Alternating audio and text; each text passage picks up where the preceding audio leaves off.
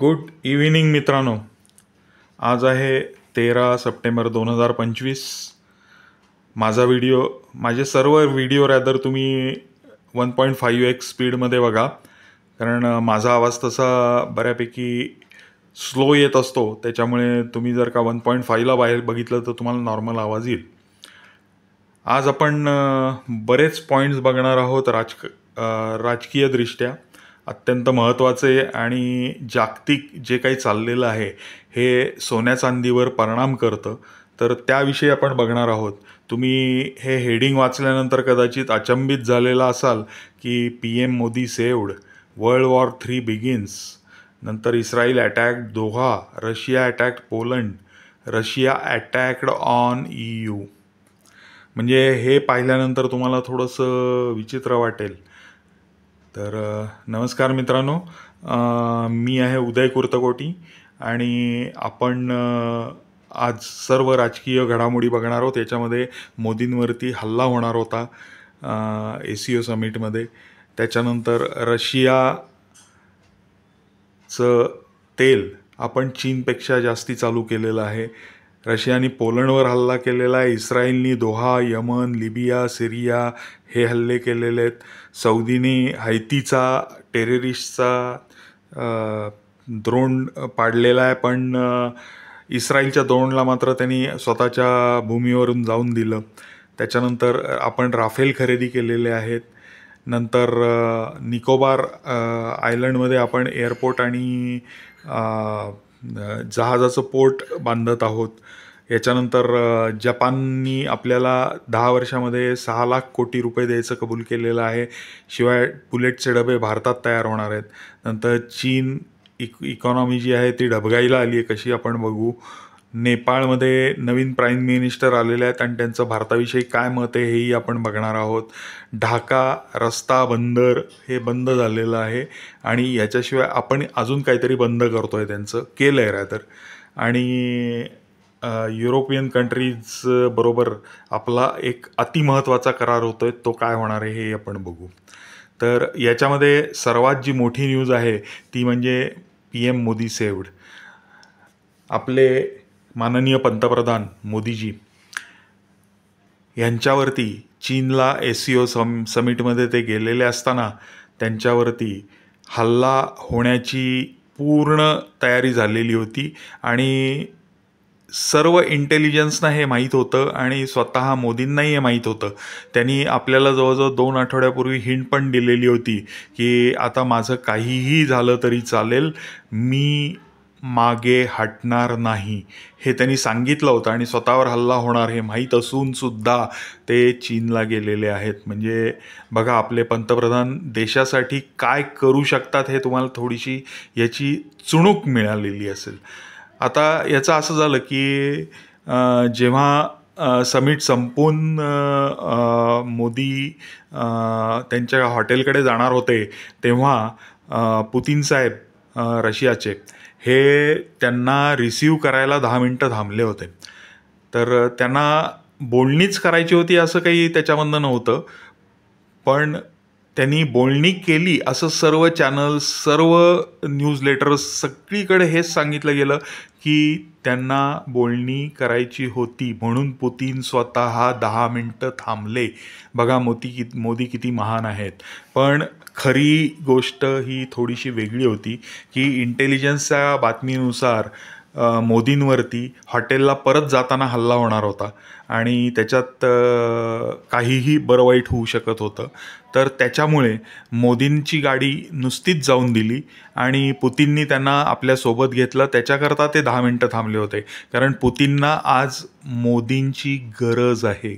म्हणजे आपली तर त्या देशाशी मैत्री आहेच, पण राजकीयदृष्ट्या कोणाशी मैत्री किंवा शत्रुत्व हे कायमचं असत नसतं. तर पुतीन जे थांबलेले होते की मोदींवर हल्ला होण्याची शक्यता आहे, त्याच्यामुळे पुतीन मोदींची वाट बघत थांबले होते. आणि नंतर ते दोघं एकत्र गाडीमधनं दोघंच गेले आणि हे काय बोलले हे आजतागायत कुणालाच माहीत नाही आहे. त्याच्यानंतर ACO समिटमधलीच अजून एक जी गोष्ट आहे ती म्हणजे मोदी आणि पुतीन हे एकमेकांशी हसत खेळत गप्पा मारत मारत मारत मारत हे सर्व राष्ट्राध्यक्ष पंतप्रधान यांच्यातनं पुढं चाललेले होते. आणि पुढं चाललेले असताना याच्यामध्ये पाकिस्तानचा पंतप्रधान उभे होते, अगदी वाकून उभे होते की आपल्याशी कोणीतरी याच्याबद्दल हस्तांदोलन करेल आणि आपल्याला मान मिळेल. पण त्या दृष्टीने ते थोडेसे पुढेही आलेले होते. त्यांनी हातसुद्धा वरती नेलेला होता. पण त्या पुतीन साहेब आणि मोदी साहेबांनी दोघांनी त्याच्याकडे साफ दुर्लक्ष करून हे दोघंही हसत खेळत हे पुढं गेलेले होते. त्याच्यानंतर त्याच समिटमध्ये दुसरी गोष्ट अशी घडली की पाकिस्तानवरती आपण जेव्हा हल्ला केला होता, ऑपरेशन सिंदूर चालवलेलं होतं, त्यावेळेस तुर्की आणि अझरबैजान या 2 देशांनी उघड सांगून पाकिस्तानच्या पाठीमागे ठाम उभे राहिले होते आणि पाकिस्तानला मदत पुरवली होती. तर अझरबैजानचा पंतप्रधान या समिटला आलेले होते आणि मोदींनी, पॉवर बघा आता मोदींची किती आहे, तर मोदींनी त्याला अक्षरशः समिटच्या बाहेर बसवलं, त्याला बोलायला बंदी केली. आणि ही बंदी आणि त्याला बाहेर बसवणं हे चीनने मान्य केलं आणि त्याप्रमाणे त्याला अपमानित करून तिथनं काढलेलं आहे. तर किती पॉवरफुल मोदींची आता इमेज झालेली आहे बघा. कारण चायनालाही आपली गरज आहे आत्ताच्या परिस्थितीमध्ये, कारण चीन हा जगात एकटा पडतोय. इवन तुम्हाला माहिती आहे की नाही मला माहीत नाही, पण पुतीन नंतर आपले मोदी साहेब आणि शी जिनपिंग हे तिघही एकत्र झालेले होते. या समिटच्या निमित्ताने एकत्र आलेले होते. त्यांच्यात बऱ्याचशी बोलणी झालेली होती. पण लेटेस्ट न्यूजप्रमाणे ट्रम्पनी पुतीनला आपल्या बाजूला ओढलेलं आहे. आणि महत्त्वाची न्यूज म्हणजे रशियानी चायनाची सर्व व्हेकल्स ऑर्डर्स कॅन्सल केलेले आहेत. त्याच्यामध्ये टेक्निकल फॉल्ट्स दाखवून त्यांनी कॅन्सल केलेले आहेत. आणि चायनाचा एक मोठा एक्सपोर्ट जो रशियाला व्हेकल्सचा होत होता तो पूर्णपणे थांबलेला आहे. तर हे ट्रम्पचं ऐकून रशियानी चीनची साथ सोडलेली आहे. रशियाला कुठनंही काहीही करून चीनला एकटं पाडायचं आहे आणि याच्याकरता ट्रम्प काहीही करतोय. त्याच कारणास्तव आपल्याला टेरिफ लावलेला होता, कारण त्याला चीनला एकटं पाडायचं आहे. आणि ह्याच कारणाने चीन आणि भारत एकत्र झालेले आहेत. या कारणास्तव की दोघंही समदुःखी आहोत आणि आपल्याला दोघांच्यावरती जे संकट म्हणा किंवा जे अपॉर्च्युनिटी किंवा जे नुकसान किंवा धोका आहे तो दोघांनाही सारखाच आहे, म्हणून आपण एकत्र झालेलो आहोत. तर या कारणास्तव आपण चीनबरोबर सध्या हातमिळवणी करतोय. चीन हा आपला मित्र नाही हे सर्वांना माहीत आहे. चीननी आजपर्यंत ज्या ज्या देशांबरोबर युती केलेली आहे त्या देशांना चीननी फसवलेलंच आहे आणि त्यांची जमीन हडपणे किंवा त्यांची नॅचरल साधनसामग्री म्हणजे खनिजं वगैरे जी आहेत ती पळवणे, ढापणे म्हणजे, तर त्या देशातल्या लोकांना त्यांच्यापासून वंचित ठेवायचं आणि स्वतःकडे सगळं मिळवायचं, हे चीननी आजपर्यंत केलेलं आहे आणि हे काही नाकारता येत नाही. त्याच्यामुळे चीन आपला मित्र असूच शकत नाही. पण आत्ता आपल्यालासुद्धा गत्यंतर नाही आणि चीनलासुद्धा गत्यंतर नाही आहे. तर ह्या कारणास्तव आपण चीनशी हातमिळवणी केली आहे. आणि गंमत बघा, चीनमध्ये भारतातले प्रॉडक्ट्स दिसायला लागलेले आहेत. गंमत बघा कशी होती आहे. आत्तापर्यंत चायना सगळ्या जगाला एक्सपोर्ट करत होता, पण असे काही प्रॉडक्ट्स आहेत की जे भारतीय वस्तू आहेत ज्या मेड इन इंडिया या चीनमध्ये दिसायला लागलेल्या आहेत. ही खरीखुरी गंमत आहे बघा. तर मोदी हे ASEAN समिट बरोबर तर गेलेलेच होते, पण त्याच्याबरोबर त्यांना निमंत्रणही होतं पुढच्या परेडसाठी. पण आपण जपानबरोबर आता मैत्री करतोय आणि जपानला हे म्हणजे जी परेड होती ती जपानवरती हल्ला करून जपानवरती विजय मिळवला त्यासाठीची ही परेड होती आणि ती पूर्वापार चालत आलेली आहे आणि त्याच्याकरता असलेली परेड असल्यामुळे मोदींनी त्याला हजर राहणं नाकारलेलं आहे. म्हणजे एकाच वेळेस त्यांनी किती धक्के दिलेत बघा, की चीनसारख्या बलाढ्य देशालाही आम्ही नाही म्हणू शकतो हे त्यांनी अमेरिकेला आणि ट्रम्पला दाखवून दिलेलं आहे.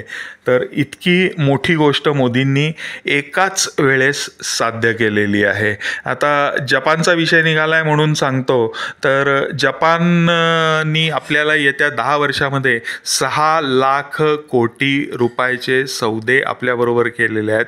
म्हणजे सरासरीने वर्षाला 60,000 कोटी रुपये जपान आपल्या भारतामध्ये इन्व्हेस्ट करणार आहे. तर ही गोष्ट म्हणजे जपान आपल्याबरोबर मैत्रीचे संबंध ठेवायची त्याची तयारी दिसतीये. तर असं याच्यामधनं सिद्ध होतं आहे. आणि त्याच्यानंतर दुसरा एक करार झालेला आहे, तो म्हणजे बुलेट ट्रेनचे जे डबे आहेत ते सगळे डबे हे जपानमध्ये तयार केले जाणार होते, पण आता त्याच्यामध्ये बदल करून हे सर्व डबे आपल्या इंडियातच तयार होणार आहेत, भारतातच तयार होणार आहेत. ही एक आपल्यासाठी अत्यंत आनंदाची गोष्ट आहे. आणि याच्यानंतर जपान झाला. आता आपण जर का चायना पाहिलं तर चायना हा इकॉनॉमी त्याची जवळजवळ डबघाईला गेलेली आहे. त्याचं कारण चायनामध्ये पुराचा कहर आलेला होता, त्याच्यात शहरं जवळजवळ वाहून गेलेली होती. त्याच्यामुळे सगळा व्यवहार ठप्प तर होताच, शिवाय कित्येक बिलियन डॉलर्सचं नुकसान त्याच्यामध्ये चीनचं झालेलं आहे. शिवाय चीनमधले कंपन्या ह्या अमेरिकेला मॅक्झिमम त्यांचा एक्सपोर्ट होता, 62% एक्सपोर्ट हा चीनमध्ये होता, अमेरिकेत होता. तर त्याच्यामुळे हा सगळाच्या सगळा एक्सपोर्ट बंद पडल्यामुळे एका पाठोपाठ एक असे गेल्या 7-8 महिन्यामध्ये सगळे चीनमधले कारखाने बंद पडत गेलेले आहेत. हाऊसिंग हे साधारणतः म्हणजे ज्या घरांच्या किमती आहेत विश्वास बसणार नाही, पण 80% पडलेले आहेत. म्हणजे तुम्ही विचार करा, समजा इथलं घर आपलं 1 कोटीचं घर आहे आणि त्याची किंमत जर का 20 लाख रुपये शिल्लक राहिली तर आपल्याला काय धक्का बसेल आणि किती आपल्याला मनस्ताप होईल विचार करा. तर तिथल्या लोकांची हीच परिस्थिती आहे. एकतर नोकरी गेलेली आहे, त्याच्यानंतर युवांची किंमत कमी होतीये, म्हणजे महागाई तर वाढतच आहे, आणि शिवाय घरांच्या किमती पार रसातळाला गेलेल्या आहेत. बहुतेक सगळं मिळेल त्या किमतीला घर विकतायत, पैसे गोळा करतायत आणि स्वतःच्या गावी जात आहेत. अशी परिस्थिती चायनामध्ये चालू झालेली आहे. त्याच्यामुळे सरकारला टॅक्स नाही आणि चीनचं सरकार हे त्यातून डबघाईला आलेलं सरकार आहे. इतकं डबघाईला आलेलं आहे की त्याच्याबदले जे मेटल्स वगैरे ह्या ज्या कॉमन गोष्टी आहेत ह्या ज्या चीनकडे काढून शिल्लक आहेत, आत्ता तयार आहेत, तर त्या वाटेल त्या येईल त्या किमतीला रॅदर ते चीन विकत आहे. म्हणजे इतकं डबघाईला गेलेलं आहे. आता ह्याच्यामध्ये चीन जे रशियाकडनं तेल विकत घेत होता, तर या महिन्यामध्ये आपण ती पातळी ओलांडली आहे आणि चीनपेक्षा आपण 1 नंबरचा रशियाकडनं तेल घेणारा खरेदीदार ठरलेलो आहोत. आपल्याला त्याच्यामध्ये प्रचंड फायदा आहे, कारण रशिया खूप स्वस्तात आपल्याला तेल देत आहे आणि त्याच्यामुळे आपला तर फायदा होतोच आहे. शिवाय हेच तेल आपण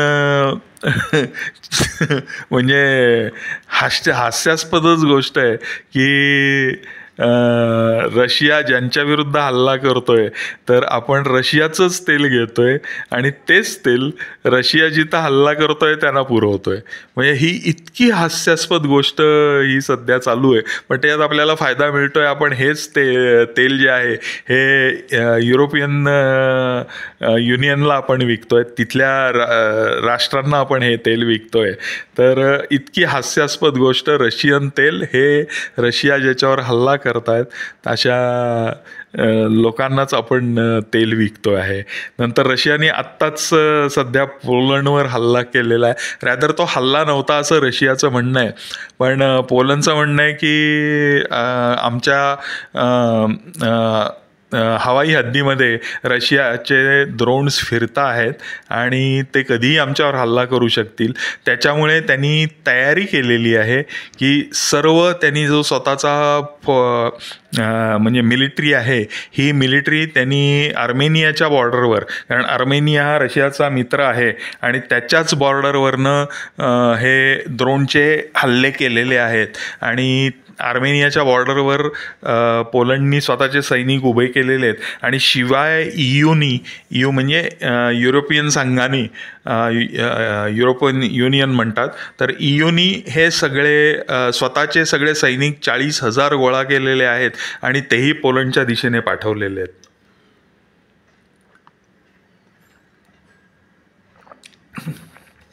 तर आता रशिया आणि EUमध्ये युद्ध चालू होतं आहे का काय, अशी परिस्थिती चालू झालेली आहे. म्हणजे रशिया विरुद्ध नाटो, कारण पोलंडवर हल्ला केला म्हणजे नाटोच्या सर्व सदस्य देशांवर हल्ला केला असं आता म्हणता येत आहे. तर त्याच्यामुळे अजून जरी प्रत्यक्ष हल्ला झालेला नसला तरी हल्ल्याची पूर्वतयारी आणि सूत्र चालू झालेली आहेत.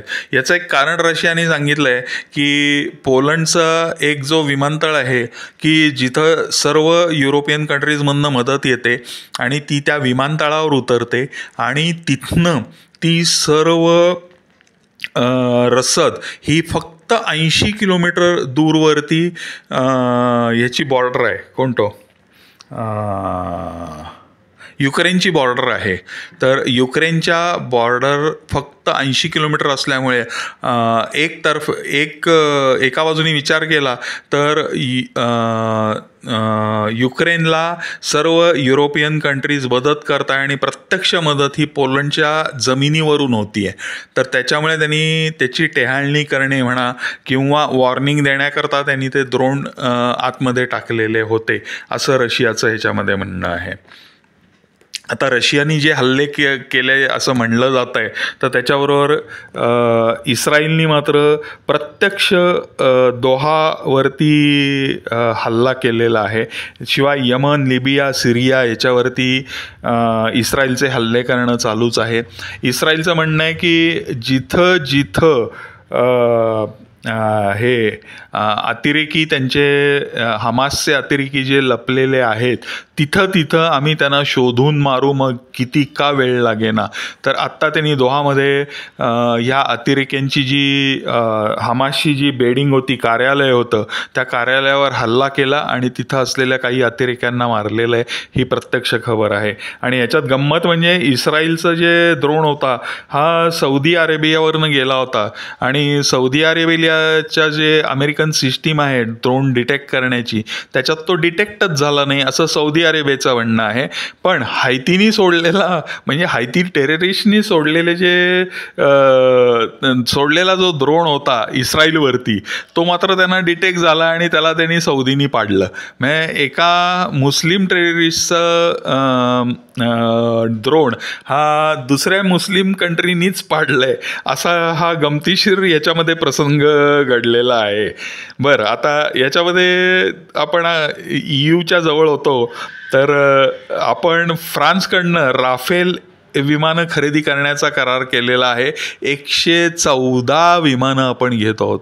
अतिप्रचंड हा आकडा आहे. तरी पण आपले बटालियन्स ही त्याच्यामध्ये बटालियन्सच म्हणतात का स्क्वाड्रन म्हणतात विमानांना. तर एका स्क्वाड्रनमध्ये 18 विमानं असतात आणि आपल्याला 42 स्क्वाड्रनची गरज आहे. पण आत्ताच्या वर्षी रिटायर होणारी विमानं वगैरे आपण जर का पाहिलं तर साधारणतः आपल्याला पुढच्या 10 वर्षामध्ये ही जवळजवळ 10 स्क्वाड्रन विमानं म्हणजे 180 विमानं आपल्याला कमी पडतील असा अंदाज आहे. आणि आपल्या HALची कपॅसिटी नाही आहे की तेवढी विमानं आपल्याला पुरवता येतील. तर आत्ता 114 राफेलची विमानं घेण्याच्या ऐवजी 180 घेतली असती तर त्यात थोडाफार हातभार तरी लागला असता आणि आपली जी 42 स्क्वाड्रन आपल्याला पाहिजेत हे आपण त्याला पोचूच शकत नव्हतो, पण त्याच्या जवळपास येण्याचा आपला प्रयत्न झाला असता. कारण पुढच्या 10 वर्षामध्ये जी स्क्वाड्रन्स रिटायर होणार आहेत त्यांच्या बदल्यामध्ये आपल्याला मोठ्या प्रमाणावर विमानं लागणार आहेत. आत्ता शिवाय अजून एक चांगली गोष्ट म्हणजे आपण रशिया, जपान, आणि फ्रान्स यांच्याबरोबर आपण आपल्या तेजस विमानांच्या इंजिनासाठी आपण प्रयत्न केलेला आहे की जिथनं मिळतील तिथनं आपण ही इंजिन घेण्याचा प्रयत्न करणार आहोत. म्हणजे आपली जी तेजस विमानं HALमध्ये तयार होणार आहेत तर त्याच्याकरता आपल्याला खूप मोठ्या प्रमाणावर मदत होणार आहे आणि त्याच्यामुळे मिळतील तशी घेणार आहोत. कारण अमेरिकन कंपनीला पैसे ॲडव्हान्समध्ये देऊन आपण फसलेलो आहोत. कारण ते कधी महिन्याला 1 महिन्याला 2 अशी इंजिन पुरवत आहेत आणि अशा पद्धतीने जर का आपल्याला इंजिनं ते पुरवत गेले तर आपली जी गरज आहे विमानांची ती पूर्ण व्हायला खूप जास्ती वेळ लागेल असं याच्यामधनं दिसतंय. तर जगातल्या कुठल्याही देशांबरोबर आपण करार करून जर आपण इंजिनं विकत घेतली एक्सेप्ट चायना, म्हणजे चायनावर आपण विश्वास ठेवू शकत नाही. आयत्या वेळेस ते धोका देऊन इंजिन बंद पाडू शकतील, असंही त्याच्यामध्ये सोय करू शकतील. तर त्या कारणास्तव आपण रशिया, फ्रान्स आणि जपान यांच्याबरोबर आपण करार करणं चाललेलं आहे. आणि फ्रान्सबरोबर तर आपण विमानांचाच करार करतोय आणि त्याच्यातही काही विमानं आपण भारतातच तयार करण्याचा त्यांच्याबरोबर तयार करतोय त्यांच्या कोलॅबोरेशननी. तर ही एक खूप छान गोष्ट आहे. दुसरं विमानांचाच वर्ण आपण निकोबारमध्ये एक नवीन विमानपट्टी डेव्हलप करतोय. तिथं लष्कराचा बेस तयार करतोय, नेव्हीचा बेस तयार करतोय, तिथं पोर्टही आपण नेव्हीसाठी आपण डेव्हलप करतोय. तर निकोबारमधलं सर्वात साऊथचं जे आयलंड आहे हे आयलंड हे मलाक्का समुद्रधुनी म्हणतात. तर त्या मलाक्का समुद्रधुनीच्या तोंडाशी आहे आणि चायनाचा 70% व्यापार म्हणजे व्यापारी जहाजं ही त्या मार्गाने जाये करतात. म्हणजे एक पद्धतीने आपण टोल ठेवल्यासारखं आहे की आपला टोल आहे त्या ठिकाणी. कधीही आपल्याला वाटलं तरी आपण चीनचा पूर्ण 70% व्यापार त्या बंदरात त्या मार्गाने होणारा आपण बंद करू शकतो आणि दुसऱ्या मार्गाने चीनला व्यापार करणं भयंकर खर्चिक जाईल. तर त्याच्यामुळे चीनला आपण नमवण्याकरता आपल्या हातात अजून एक कार्ड आलेलं आहे. तर तिथं आपण डेव्हलप करतोय आणि ह्याच विषयावरती आपल्या माननीय काँग्रेसच्या ज्या अध्यक्षा आहेत सोनिया गांधी, तर त्यांनी अत्यंत नाराजी व्यक्त केलेली आहे की हे तुम्ही काय चालवलं आहे, पैसा बर्बाद करणार आहात. पण मोदी साहेबांची जी फ्युचरची जी आखणी आहे आणि ते जे बघतायत की आपण चीनचं नाक दाबू शकतो, तर त्याच्यामुळे ह्या बोलण्याला ते काही भीक घालतील अशातला भाग नाही आहे. तर याच्यामध्ये तुम्ही ही नावं पण कदाचित ऐकलेली असतील की मलेशियामध्ये आहे, सिंगापूर हे नाव तर तुम्ही ऐकलेलंच असणार आहे. त्याच्यानंतर सुमात्रा, थायलंड.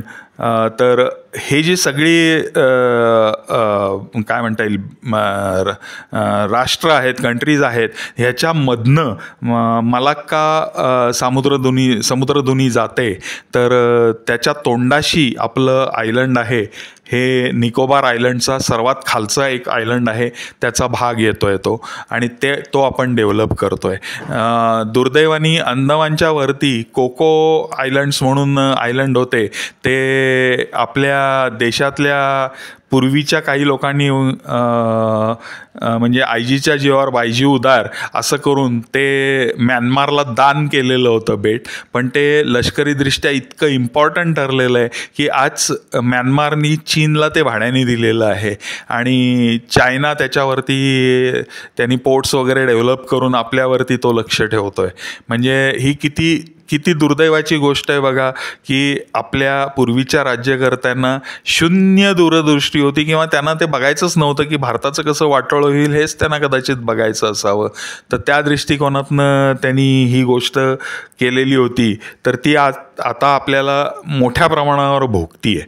आता ह्याच्यामध्ये तिथंच कोको आयलंडच्या वरती ढाका बांगलादेश आहे. तर बांगलादेशलानी त्यांचे जे 3 बंदर होते ते फडतूस कारण सांगून बंद केलेले आहेत. शिवाय आपण त्यांचा रस्ता बंद केलेलाच आहे. आणि आणखीन एक गोष्ट मी जे तुम्हाला सांगत होतो की आपण अजून एक गोष्ट त्यांची बंद करत आहोत, ती म्हणजे आपण डिझेल वाहून नेणारी पाईपलाईन जी होती की जी लाईफलाईन आहे बांगलादेशची. डिझेल ही बांगलादेशची लाईफलाईन आहे, कारण त्याच्याच वरती कारखाने चालतात, त्याच्याच वरती सर्व व्यापार त्यांचा चालतो. आणि 80% हे जे सगळं डिझेल आहे हे आपणच त्यांना सप्लाय करतोय. आत्ता ट्रकमधनं सप्लाय होतोय, पण ह्या पाईपलाईन आत्ता तयार झाली असती, पुढच्या वर्षीपर्यंत तयार झाली असती, आणि त्याच्यामधनं जर का त्यांना तेल चालू झालं असतं, म्हणजे रिफाईंड ऑइल, डिझेल रॅदर, तर त्यांचे हजारो नाही लाखो करोड रुपये कालांतरात वाचले असते आणि अत्यंत स्वस्तात त्यांना पुढं डिझेल मिळालं असतं. तर त्यांनी त्यांच्याच पायावर कुऱ्हाड मारून घेतलेली आहे आणि आपल्याच लोकांचा तिथं छळ चाललेला आहे. आणि जर त्यांनी थांबवलं नाही ते, आणि जर वेड्यावाकड्या उड्या भारताविरुद्ध मारणं थांबवलं नाही, तर आपण त्यांना डिझेल देणंसुद्धा थांबवणार आहोत. तर ही एक गोष्ट झालेली आहे. आणि एक अत्यंत चांगली गोष्ट झालेली आहे म्हणजे युरोपियन युनियन EUशी आपला वाटाघाटी चाललेल्या आहेत. आणि या वाटाघाटी, कारण सगळ्याच EUमधल्या देशांनाही कळून चुकलं आहे की भारत हा इतका मोठा देश आहे की आपलं सगळं एक्सपोर्ट USला बंद जरी झालं तरी भारताला जर का आपण एक्सपोर्ट करू शकलो तर आपण याच्यातनं संकटातनं वाचू शकू, हेही युरोपियन कंट्रीजना कळलं आहे. आणि आपल्यालाही माहिती आहे की जर का आपला व्यापार सर्व देशांशी वाढवत नेला, की जे काम सध्या मोदीजी करतातच आहेत, तर जर आपण वाढवत नेला, युरोपियन कंट्रींशी आपण वाढवला, तर आपल्याला एक मोठं बाजारपेठ उपलब्ध होईल. आणि यांचा जो परिणाम आहे कुणाचा, ट्रम्पनी जे टेरिफ्स लावलेले आहेत की US मधला आपला जो माल जाणार नाही, तो परिणाम आपल्याला नील करता येईल. शिवाय अजून एक गोष्ट आपण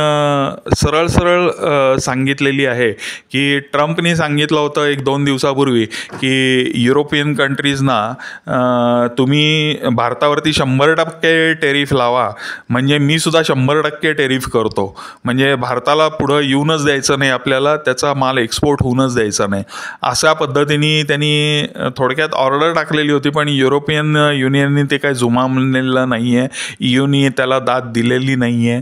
आणि युरोपियन युनियन आपल्याशी निगोशिएशन्स करत आहे आणि त्यांना फास्ट निगोशिएशन्स करायची आहेत. का तर ह्या इयर एंडपर्यंत त्यांना ते विषय संपवायचा आहे. आणि मोस्टली आपल्याला कुठंही युरोपियन म्हणजे EUवरती आपल्याला टेरिफ लागणारच नाहीत, त्यांच्याही मालाला आपल्याकडे लागणार नाहीत. तर याच्याविषयी ही तातडीची बोलणी चालू झालेली आहेत. कारण अमेरिकेने ही जी आत्ता टेरिफच्या उड्या मारलेल्या आहेत, तर त्याचा परिणाम दिसायच्या आत ह्या EUला त्यांना हे सगळं डील करून तो परिणाम थांबवायचा आहे. आपल्या देशावर मात्र तितकासा परिणाम झालेला नाही, कारण आपली लोकसंख्या जी आहे ती 150 कोटीच्या आसपास झालेली आहे. आणि 150 कोटींना जगण्याकरता किंवा ज्या गोष्टी आवश्यक आहेत त्या गोष्टी मिळण्याकरता त्यांना संबंध मोदीजींनी अशा पद्धतीनेच फासे टाकलेले आहेत की त्या आपल्या देशातच तयार झालेल्या असतील आणि तिथनंच त्यांना या गोष्टी मिळतील. तर होप सो आपल्याला पुढं की खूप मोठ्या ऑपॉर्च्युनिटीज आपल्याला याच्यामध्ये मिळालेल्या असतील आणि याचा आपण जरूर फायदा घेऊन आपण पुढं जाऊ शकतो. तर आत्ता मी जे बोललो ते सोन्या चांदीच्या हिशोबात जर तुम्ही पाहिलं तर प्रत्येक गोष्ट ही सोन्या चांदीला आत्ता गेल्या 8-10 दिवसामध्ये 15 दिवसामध्ये फेवरेबल गेलेली आहे. त्याच्यामुळे सोन्या चांदीचे रेट हे प्रचंड वर चाललेले आहेत. आता जर तुम्ही उद्या नाही परवा जर का पाहिलं तुम्ही सोमवारी, तर तुम्हाला दिसून येईल की सोन्या चांदीमध्ये अजून वाढ प्रचंड झालेली आहे. आणि या वर्षाच्या अखेरपर्यंत म्हणजे सोनं हे 1.25 लाखाला आणि चांदी ही 1.5 लाखाला गेली, तर ह्या सगळ्या भानगडींमध्ये अशाच चालू राहिल्या तर आपल्याला आश्चर्य वाटायला नको की सोनं 1.25 लाख आणि चांदी 1.5 लाख. चला मित्रांनो, ह्या सर्व न्यूजचं आता मी तुम्हाला म्हणजे हे मुद्दामून मी का सांगतोय की ह्याचा अभ्यास करावाच लागतो, कारण सोन्यावरती प्रत्येक इंटरनॅशनल गोष्टीचा परिणाम होतो. तर हे जेव्हा आपण बघतो तेव्हा आपल्याला एक एक गोष्टी कळू शकतात की बाबा रशियाने पोलंडवर हल्ला केला, म्हणजे तिथं द्रोण त्यांनी त्यांच्या विभागातनं 12 का काहीतरी द्रोण गेलेले आहेत, फार नाही गेले, 12-18 असं काहीतरी गेलेले आहेत. तर हे द्रोण गेल्यामुळे हल्ल्याची भीती वाढली. पोलंडनी लष्करी तयारी चालू केली. EUनी त्याला साथ देत 40,000 सैनिक पाठवले. ह्याच्यामुळे सोन्याचा भाव वाढलेला आहे. तसंच इस्रायलनी दोहामध्ये अटॅक केलेला आहे. म्हणजे किती देशांवरनं त्याचा द्रोण उडत गेलेला आहे. त्याच्यात सौदी अरेबिया या मुस्लिम देश होता, तरीसुद्धा त्यांनी त्याच्या ड्रोनकडे लक्ष दिलं नाही. ही अत्यंत महत्त्वाची गोष्ट आहे. म्हणजे इकडं इस्रायलचा अटॅकसुद्धा खूप मोठ्या प्रमाणावर वाढत चाललेला आहे. तर ह्या गोष्टी ह्या सोन्याला बळकटी देतात. म्हणून ह्या सगळ्या न्यूज ह्या आवश्यक आहेत. आणि याच्यातल्या बऱ्याचशा न्यूज हे आपल्या देशातले चॅनल, वर्तमानपत्रवाले दाखवत नाहीत, देत नाहीत, कारण त्यांना त्याच्यामध्ये काही पैसे मिळत नाहीत. म्हणजे जिथं पैसे मिळतात, आता तुम्ही सांगा, आपला एक बडबड्या रोज सकाळी येत असतो आणि काहीतरी बडबड करून जात असतो, लोक गंमत म्हणून ते बघतात. पण हे जेव्हा रोज बघितलं जातं तेव्हा तो खूप मोठा आहे असं वाटायला लागतं. तर त्याला कुत्रंही विचारत नाही आहे, म्हणून तो बडबड करतो आहे. आणि बडबडी करता तो पैसेच देतो आहे, आणि त्याच्यामुळे त्याची बडबड आणि जोक म्हणून त्याला रोज दाखवलं जातं. तसा दुसराही एक मोठा नेता आहे की जो देशव्यापी लेवलचा आहे, तोही असंच काहीतरी बडबड करत असतो, पण लोक त्याला मजेशीररित्याच घेतात.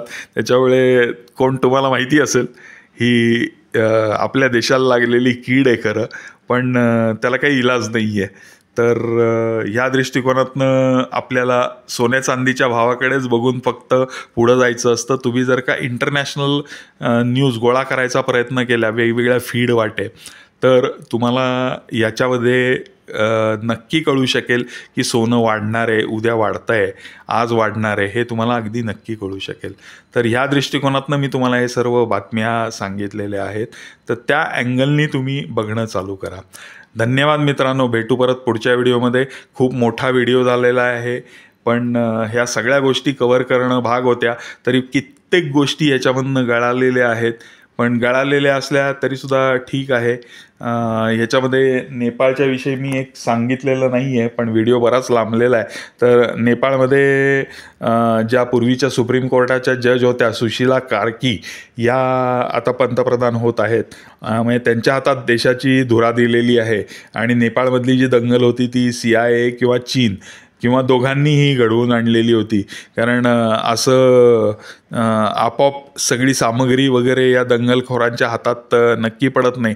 आणि त्यांचे मी काही व्हिडिओज पाहिलेले आहेत की सगळी मुलं जरी त्वेषाने बोलत असली तरी फॉरिनर्स किंवा इतरांशी बोलताना अत्यंत शांतपणे आणि सभ्यतेने बोलत होती. तर आणि इव्हन मदत करत होती लोकांना तिथल्या तिथं, पाणी देणे वगैरे अशा मदती त्यांच्या चालू होत्या. आणि ह्या ज्या पंतप्रधान सुशीला कार्की ज्या झालेल्या आहेत ते त्यांनी भारताविषयी अगदी उद्गार काढलेले आहेत. म्हणजे जर भारताला काही इजा झाली तर आमच्या देशातल्या जनतेच्या डोळ्यातून पाणी येतं, आणि जर नेपाळच्या जनतेला काही इजा झाली तर भारताच्या जनतेच्या डोळ्यातून पाणी येतं. इथपर्यंत त्यांनी रिलेशन ह्याच्यामध्ये केलेली आहेत. तर अजून जास्ती नाही मी काय बोलत, कारण अजून बऱ्याचशा गोष्टी आहेत की ज्या सांगायच्या आहेत, पण त्या पुढं कधीतरी मी पुढच्या व्हिडिओमध्ये सांगेन. आज मी हे सगळे इम्पॉर्टंट टॉपिक्स याच्यामध्ये कव्हर केलेले आहेत. तर धन्यवाद मित्रांनो, इथपर्यंत तुम्ही ऐकल्याबद्दल धन्यवाद. भेटूया परत पुढच्या व्हिडिओमध्ये.